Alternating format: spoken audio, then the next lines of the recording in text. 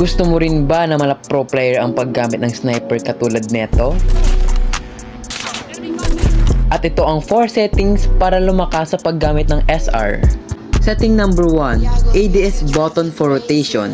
Punta ka lang sa settings, sunod basic. At once na mahanap nyo to, i-turn off nyo. Dahil pag naka-on to, kahit na naka-ADS ka, hindi maiiwasan ng unnecessarily na movement.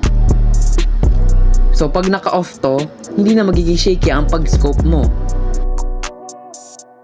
At ang next setting ay ang ADS FOV curve.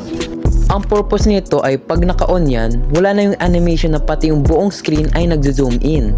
And for me, mas mabilis kang maka-scope in pag naka-on ito. And setting number 3 is switch your sniper from ADS to hipfire. Dahil sa napapansin ko ay may onting delay kapag naka-ADS.